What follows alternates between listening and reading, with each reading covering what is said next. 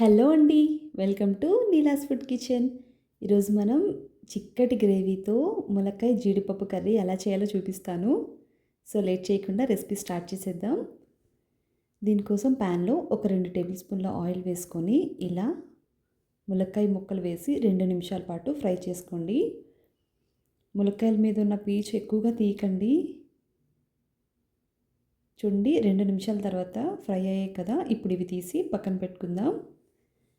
ఇప్పుడు అదే ప్యాన్లో ఇంకొక 2 టేబుల్ స్పూన్ల ఆయిల్ వేసుకొని కొంచెం ఆవాలు, అలాగే ఒక పావు టీ స్పూన్ జీలకర్ర వేసుకొని 1 నిమిషం పాటు ఫ్రై చేసుకోండి. ఇప్పుడు ఇందులోనే 2 మీడియం సైజ్ ఉల్లిపాయలు చిన్నగా కట్ చేసి వేసుకోండి. అలాగే ఉల్లిపాయలు త్వరగా మగ్గిపోవడానికి 1 టేబుల్ స్పూన్ సాల్ట్ కూడా వేశాను. ఇప్పుడు ఇందులో ఒక హాఫ్ టేబుల్ స్పూన్ అల్లం వెల్లుల్లి పేస్ట్ వేసి అది పచ్చివాసన పోయే వరకు వేపుకుందాం. ఇప్పుడు ఇందులో ఒక 2 పెద్ద టొమాటోస్ చిన్న చిన్న ముక్కలుగా కట్ చేసి వేయండి. టమాటాలు మగ్గే వరకు ఒక 5 నిమిషాలు మూత పెట్టుకుందాం. ఇప్పుడు చూడండి, మూత తీసుకొని ఒక్కసారి కలుపుకుందాం.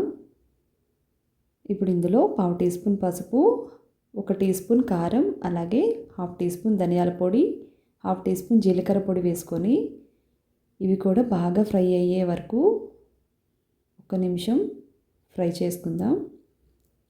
ఇప్పుడు ఇందులో ఫ్రై చేసిన ములక్కాయ ముక్కలు కూడా యాడ్ చేసుకొని స్లోగా మిక్స్ చేయండి.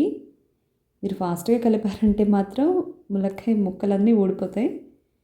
ఇప్పుడు మసాలా పేస్ట్ కోసం మిక్సీ గిన్నెలో కొంచెం జీడిపప్పు, కొంచెం వాటర్, ఎందుకంటే మనం తక్కువ క్వాంటిటీ చేస్తున్నాం కదా, అందుకే కొంచెం వాటర్ యాడ్ చేశాను. ఇందులోనే ఒక టొమాటో వేసి మెత్తటి పేస్ట్లా చేసుకుందాం. ఇప్పుడు ఈ పేస్ట్ని మన కర్రీలో యాడ్ చేసుకోవాలి. ఈ పేస్ట్ వేసిన తర్వాత ఒక్క 5 మినిట్స్ అలా సిమ్లో ఫ్రై చేయండి. ఇప్పుడు ఒకసారి మూత పెట్టుకొని ఒక్క 5 మినిట్స్ ఫ్రై చేసుకుందాం. చూడండి, 5 మినిట్స్ తర్వాత చక్కగా ఫ్రై అయింది. ఇప్పుడు ఇందులో 1 గ్లాస్ వాటర్ వేసుకొని ఒకసారి కలుపుకొని సిమ్లోనే ఒక 15 నిమిషాలు అలా వదిలేయండి. మన ములక్కాయ ముక్కలన్నీ చక్కగా మెత్తబడి గ్రేవీ కూడా దగ్గరగా వస్తుంది. చూడండి, పావుగంట తర్వాత నేను మూత తీసి చూపిస్తాను. ఇప్పుడు ఇందులో half teaspoon garam masala, అలాగే కొంచెం కసూరి మేతి నలిపివేయండి, టేస్ట్ బాగుంటుంది.